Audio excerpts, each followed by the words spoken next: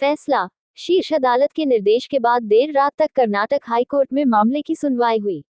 ईदगाह मैदान में गणेशोत्सव की मंजूरी। बेंगलुरु नई दिल्ली एजेंसी हुबली के ईदगाह मैदान में गणेशोत्सव की अनुमति को लेकर मंगलवार को दिन भर सुनवाई चलती रही। कर्नाटक हाईकोर्ट के पूर्व के फैसले के खिलाफ सुप्रीम कोर्ट में देर शाम तक सुनवाई हुई।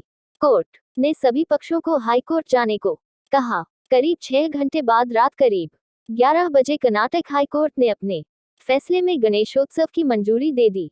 देर रात तक चली सुनवाई में कर्नाटक हाईकोर्ट ने धारवाड़ नागरिक निकाय की उस याचिका को खारिज कर दिया जिसमें गणेश चतुर्थी मनाने की अनुमति को चुनौती दी गई थी। हाईकोर्ट ने हुबली ईदगाह मैदान में गणेश चतुर्थी समारोह की अनुमति देने के अधिकारियों के फैसले में हस्तक्षेप करने से इनकार कर दिया। सुनवाई न्यायमूर्ति अशोक एस किनागी के चैम्बर में हुई। सुप्रीम कोर्ट ने यथास्थिति बनाए रखने का आदेश दिया था। इससे पहले मंगलवार शाम में सुप्रीम कोर्ट ने बेंगलुरु के ईदगाह मैदान पर गणेश मुख्य न्यायाधीश ने 3 जजों की पीठ बनाई। मुख्य न्यायाधीश यूयू ललित ने बेंगलुरु के ईदगाह मैदान मामले पर सुनवाई के लिए मंगलवार को 3 न्यायाधीशों की पीठ बनाई। इस पीठ में न्यायमूर्ति इंदिरा बंजी, न्यायमूर्ति एस ओका और न्यायमूर्ति एम सुंदरेश शामिल थे। न्यायमूर्ति हेमंत गुप्ता और न्यायमूर्ति सुधांशु धूलिया की 2 न्यायाधीशों की पीठ ने इस मामले को मत भिन्नता का हवाला देते हुए मुख्य न्यायाधीश को भेजा था, जिसके बाद यह आदेश आया। मंगलवार को कोर्ट में सुनवाई का दौरान इंतजाम किए गए थे।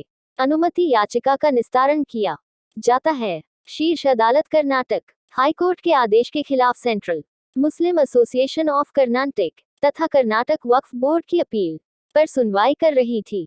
चतुर्थी समारोह को आयोजित करने की अनुमति देने से इनकार कर दिया था। शीर्ष अदालत ने उस जगह पर दोनों पक्षों को यथास्थिति बनाकर रखने का आदेश दिया था। शीर्ष अदालत ने कहा कि पिछले 200 साल में ईदगाह मैदान में गणेश चतुर्थी का ऐसा कोई समारोह आयोजित नहीं हुआ है।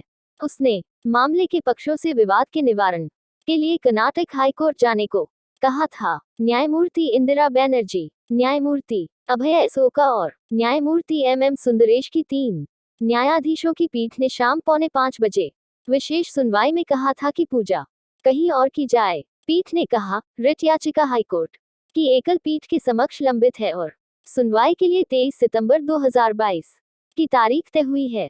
सभी सवाल और विषय हाईकोर्ट में उठाए जा सकते हैं। उसने कहा, इस बीच इस जमीन के संबंध में दोनों पक्ष आज जैसी यथास्थिति बनाकर रखेंगे। विशेष उत्तराखंड में समान नागरिक संहिता 2 माह में लागू हुई। यमुना, देहरादून। विशेष संवाददाता। मुख्यमंत्री पुष्कर धामी ने कहा है कि उत्तराखंड में 2 महीने के भीतर समान नागरिक संहिता लागू कर दी जाएगी।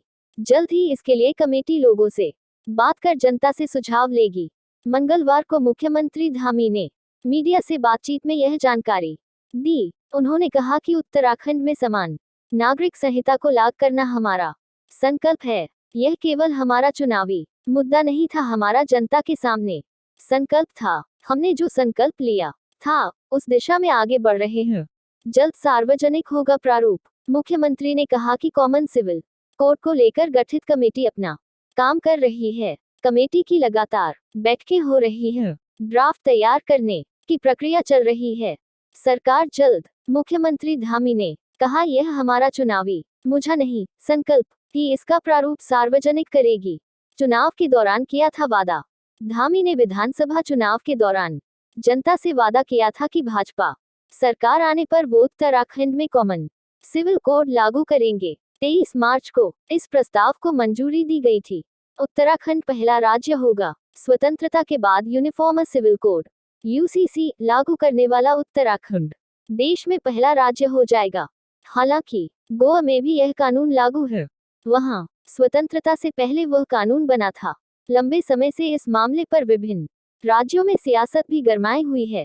नई दिल्ली। प्रमुख संवाददाता। यमुना नदी और जलाशयों में मूर्ति विसर्जन पर दिल्ली प्रदूषण नियंत्रण समिति ने रोक लगा दी है। ऐसा करने वालों को 50,000 रुपये का जुर्माना लगाने की चेतावनी दी गई है, जबकि सभी संबंधित विभागों को रोकथाम को सुनिश्चित कराने के निर्देश दिए हैं।